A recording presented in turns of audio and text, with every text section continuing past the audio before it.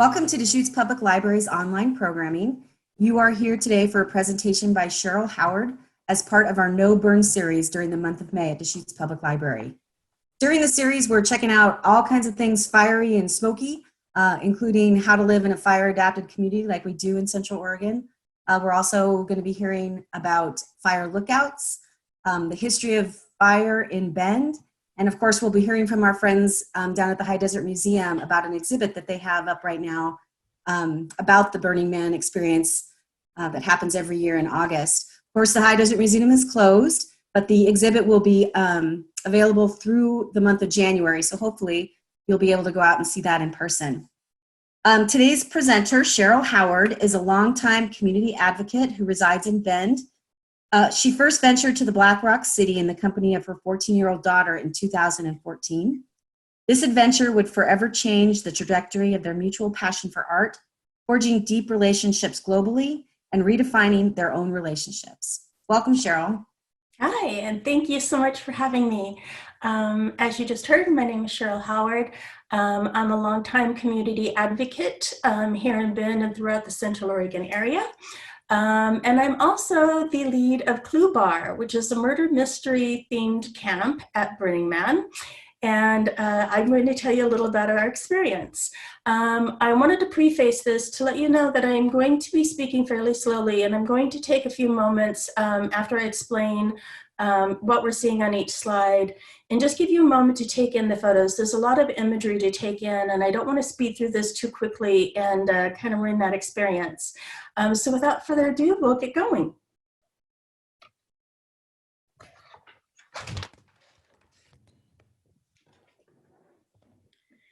So a little bit about myself. I live a fairly conservative lifestyle. I'm a community advocate, and for my day job, I coordinate volunteers and events. My daughter and I both love art. And for many years, we traveled to art museums throughout the states every Labor Day weekend. For us, art and music are central in our life. Like many people who first attended, I never desired to go to Burning Man. It is hot, it is dusty, and I'd heard stories about it, and it didn't really seem like my scene. However, the stories about the art, the sheer size and magnitude of it drew us in. So in 2014, I purchased an RV from a girlfriend, read everything I could to prepare us for the adventure, and to the shock of our friends and family, announced that we were going. Still, nothing could have prepared us for what we learned and what we were about to experience. I later came to understand that this is where I need to go to recharge for the work that I do here in my own community.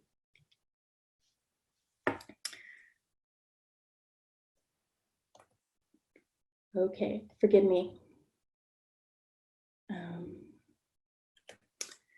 The event is called Burning Man. Our community is called the Black Rock City. For us, this is home. Although many would say it's in the middle of nowhere, we travel from around the world to come home, truly the middle of everywhere.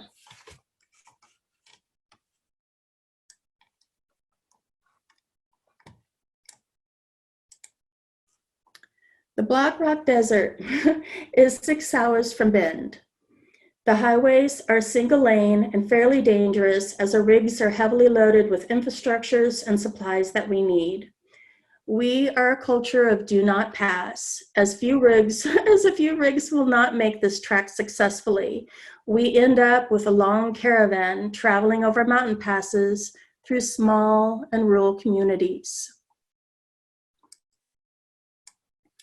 We respect and support these communities that we travel through. For example, stopping in Eagleville on our return trip for a burner feed that is held at a Grange Hall to support the volunteer fire department, that community's largest fundraiser of the year. As we approach the desert, the city begins to appear.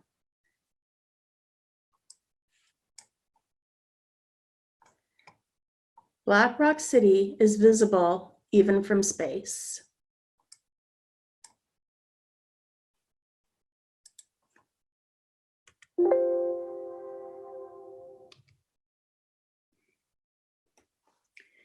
As we leave the last remnant of asphalt, we turn onto Gate Road.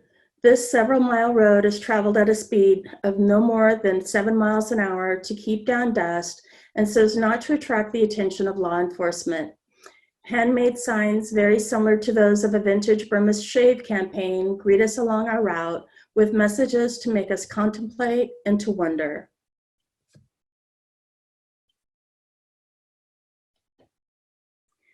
The road is several lanes wide and one way. Entry when we arrive, exit when we leave.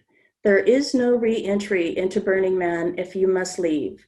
When we depart, it's referred to as exodus. Thousands of vehicles will fill these lanes, and it takes several hours to exit the desert. Arriving at the gate.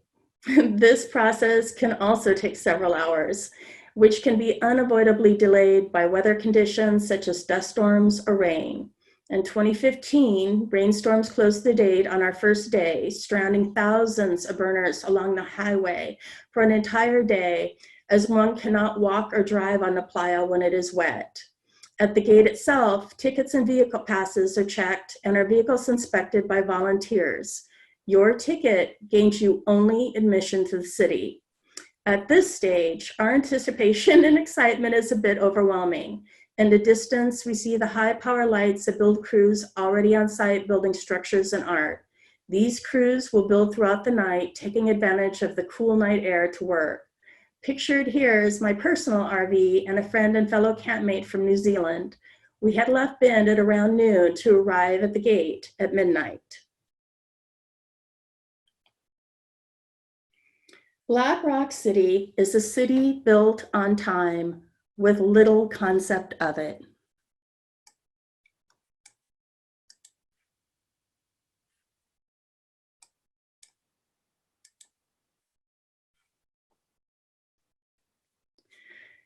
The city is 3 miles across and is home to nearly 80,000 people, nearly the exact size of Bend. We have an airport up in the right-hand corner here, and is one of the only one that exists for only a few weeks a year. We have the effigy in the center of the city, and at the temple, it's located at high noon. A trash fence surrounds the city, this pattern you see around here. Everything outside of this fence, the entire rest of the world, we call default world. Our streets are named by the time or are alphabetical. For example, if the temple is at high noon, the street is 10 o'clock, the street is 9 o'clock, what we call the portal. There's also a portal at 3 o'clock, and of course the portal at 6 o'clock. It is highly organized, a collective of hundreds of camps, fire access roads, an outpost of emergency services.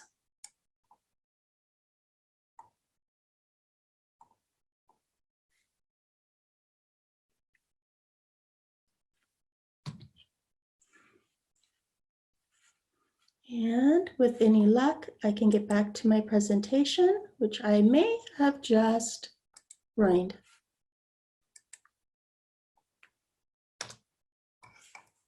I just blew it. There we go.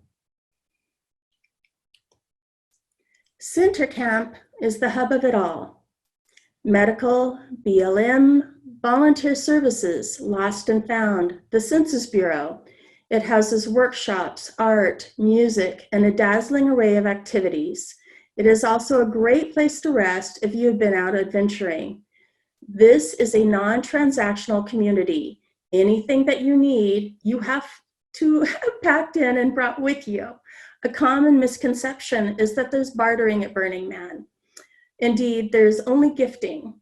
Center Camp, pictured here, is the only place where you might buy a cup of coffee while you read the daily paper. Otherwise, you hope you find locations of camps which may be gifting coffees, such as our own BFF camp, Joby, within the community. Finding yourself around the city is surprisingly simple once you have your bearings. Once there, landmarks help you guide your way to your own camp. For us, a giant flamingo, a neon-lit bicycle in the sky, the ranger station, and then our own camp. Signage marks every intersection, but may also go missing later on in the week. Additionally, burners tend to add our own creative signage as well.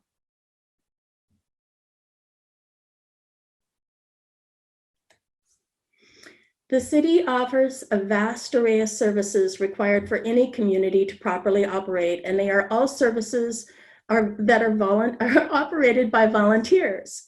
Our post office, our international post office, where stamps are gifted, packages can be received and sent anywhere in the world from here. We have a DMV, the Department of Motor Vehicles, which assures drivers adhere to all rules and the ARC cars are properly illuminated for night driving. DPW, the Department of Public Works, whose volunteers are on site months before and after the event. And of course, emergency services. It is a city like any other. If you go looking for trouble, you will most likely find it. A city which mindfully burns itself to the ground each year definitely needs a fire department. Volunteers are firefighters from around the world who attend faithfully each year. Mass coordinated efforts in 3 sectors of our community to battle the occasional mishaps such as RV fires or to assist in medical teams with injuries which often occur. Like the camps, they have volunteer teams which help support their needs with meals and other needs throughout the week.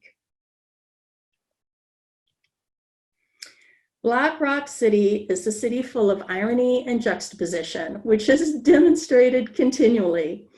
For example, here with operational fire trucks modified by camps for art. In case of an actual fire, we recommend utilizing actual fire services. The gentleman here I met at the train wreck were in 2 communities in default world built giant locomotives which would meet in a desert to simply drive full speed into each other.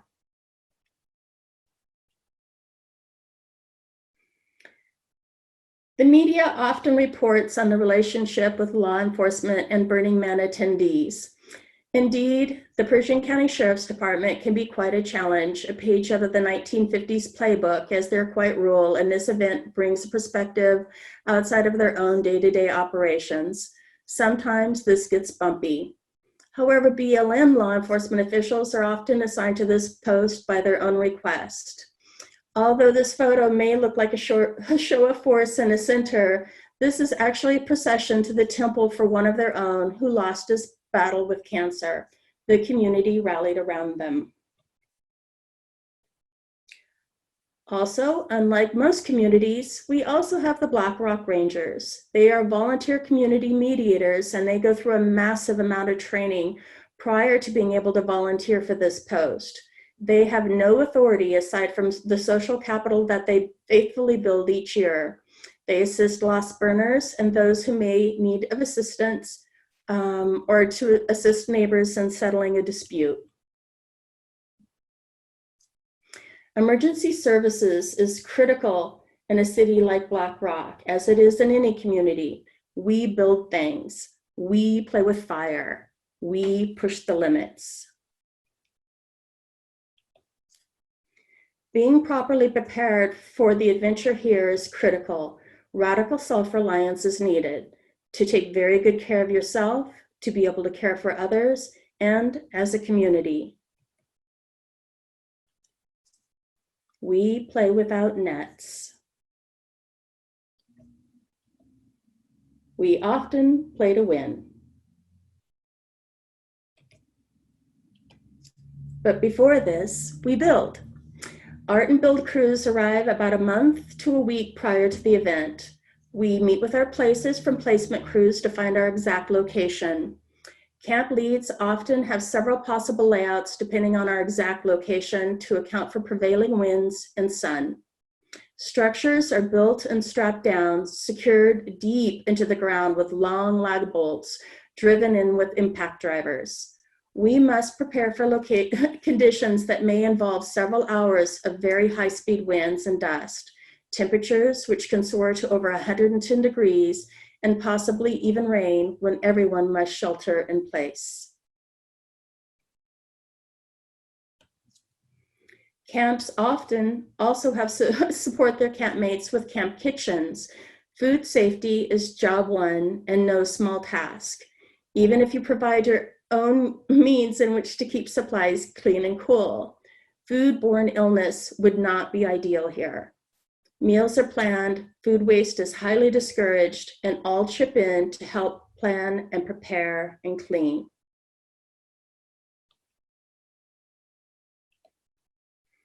My own humble camp, Clue Bar. We have a smaller crew of between 25 and 40 international and local burners. We have a nightly camp dinner long table together to check in and share stories and make sure that we're all experiencing a good burn. Our gift to the city is murder mystery themed events throughout the week.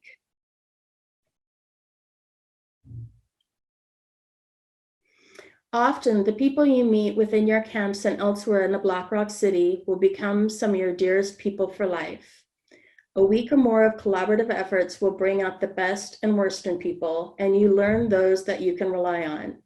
Each camp varies greatly in size and efforts, some simple and some very complex. Camp Suburbia, a fellow local camp, has many features common to those of an HOA, which is quite amusing on the Playa. Camp Arctica is the only camp where one may purchase ice, which we need for our coolers and bars.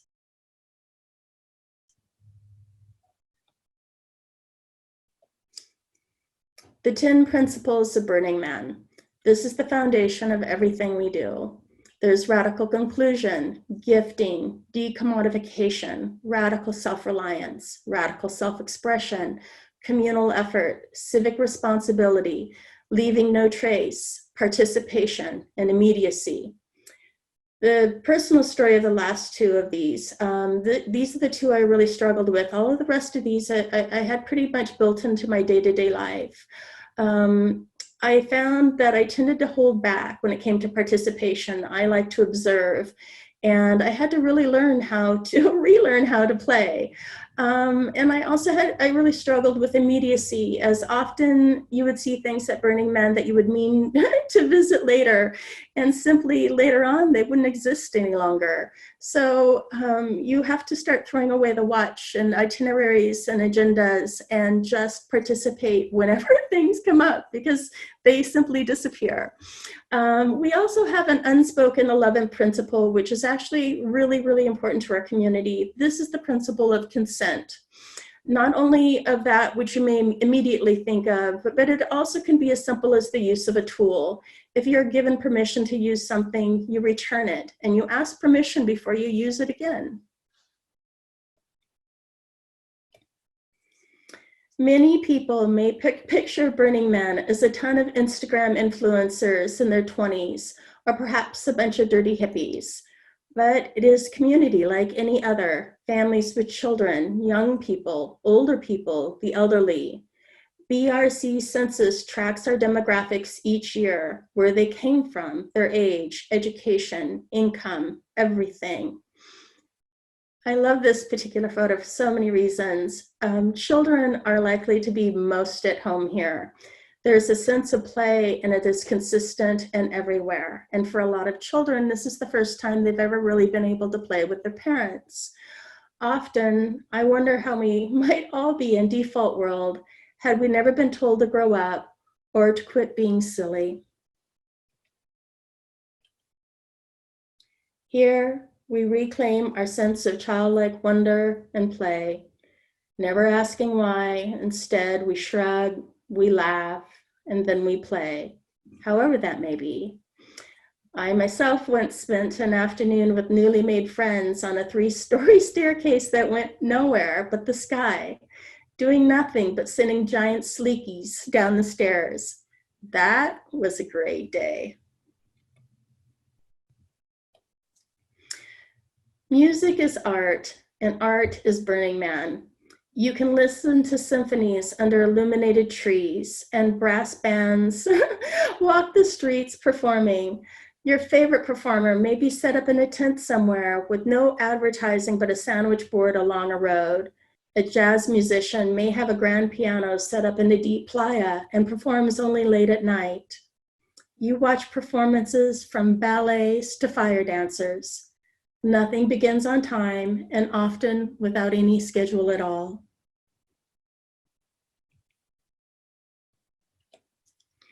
Art is everything. It shows us that we are broken, but still together, reminds us of our past, and also makes us contemplate our future. Sometimes it simply welcomes us to swing in the sun or to take in a much needed rest.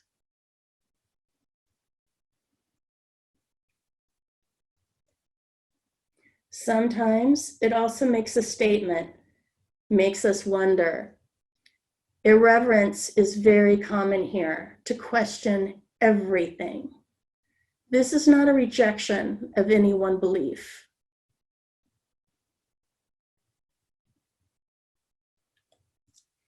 Indeed, here we embrace all beliefs and never reject those of no belief. Here we have a sort of harmony.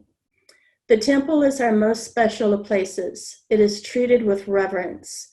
We leave our mementos, our urns of those we've lost, write messages for those we love or to those who've hurt us. We put down the heavy weight of those experiences, have a good cry, and then we leave them behind.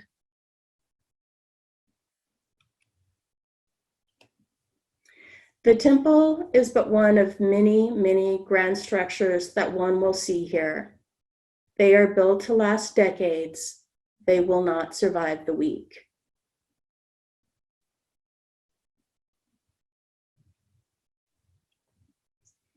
Even our modes of transportation are different here. Transportation is primarily reliant on walking or riding a bike. We also have art cars, and accommodations are made for those who may have a disability. Inclusion is very important here.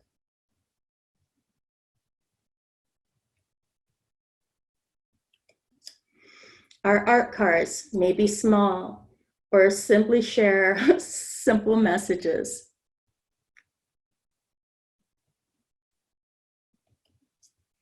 You may see a French frigate sailing along the desert in the deep Playa. You may see a futuristic display of powers seemingly out of a Mad Max film set.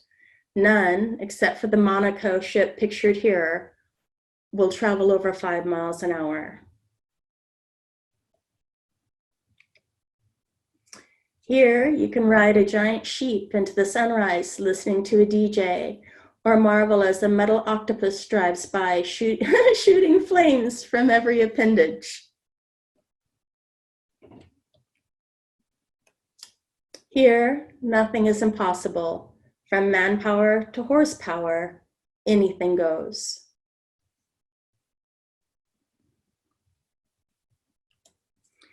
And like everything else here, the contrast from day to night is quite striking. Each day morphing into another world right here on our own. Or, pictured here, reflected the entire city back at night, and it was quite amazing to behold.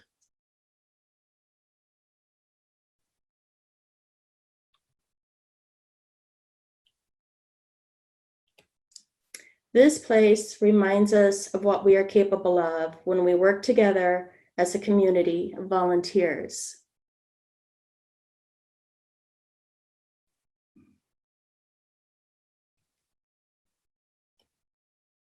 We celebrate the nights, which feel like carnival, the drums getting out louder each night. The energy is tangible. We celebrate in silence a simple, beautiful sunrise, a new day full of potential and beauty. To be here, it is a gift in itself. But like everything, nothing is forever. You celebrate each moment, knowing that this too will be gone.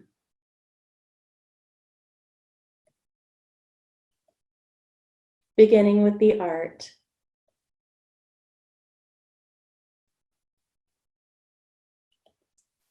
Then with the structures.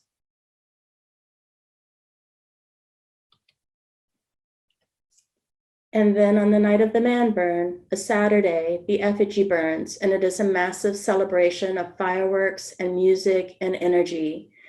hugs and smiles and laughing and dancing. We will celebrate the entire night.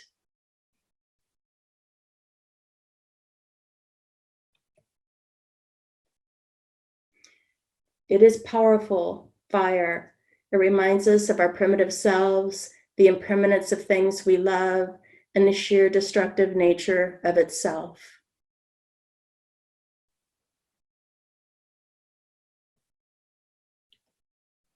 Perimeter lines are never more important than here.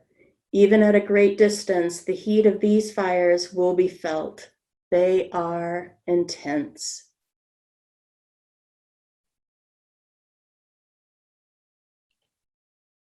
On the final night, a Sunday, the temple will burn along with all of those treasured memories inside of it.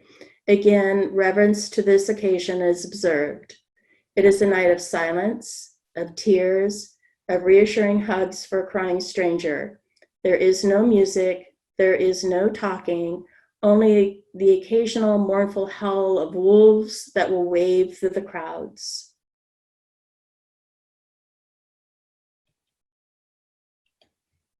But our time here is not done. We leave no trace.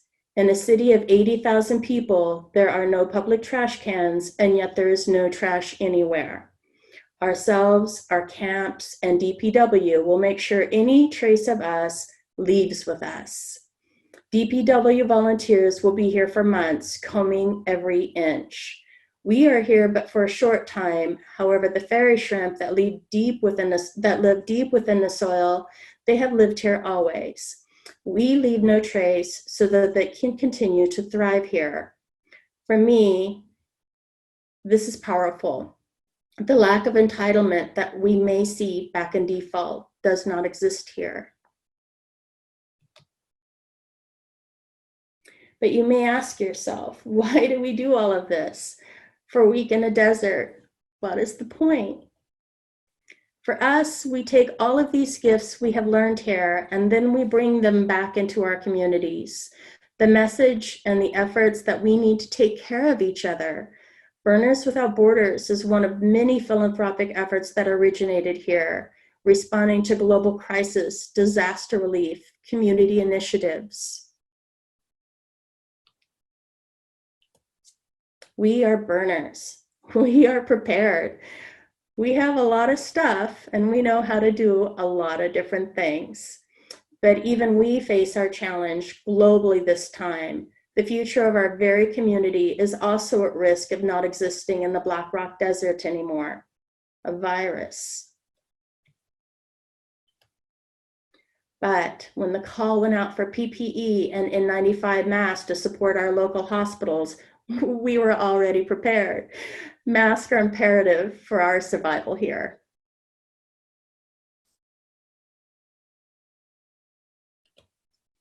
Dusty totes were dragged out and sleeves of clean masks were collected and donated. And artists went to work building even more.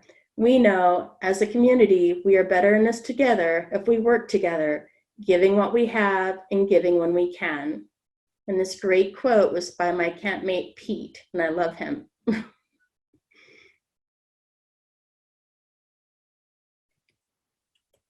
And this is going to conclude my presentation, but I would highly recommend if you have about 18 minutes at any time, even directly after this, to watch this film called Ignite. And it's a Burning Man film from 2018. It's beautiful and it's very comprehensive and extremely tastefully done. You don't have to worry about small children seeing it. And I also recommend that you watch this film through the credits. At the end of the film, you'll see the temple burning and also the audio of just complete absolute silence as this occurs, which is really quite stunning to see in a community of 80,000 people. And without further ado, I welcome any questions. And I'd also like to thank 3 of my favorite photographers and friends for Burning Man, Mark Nixon, John Piercy, and Rand Larson.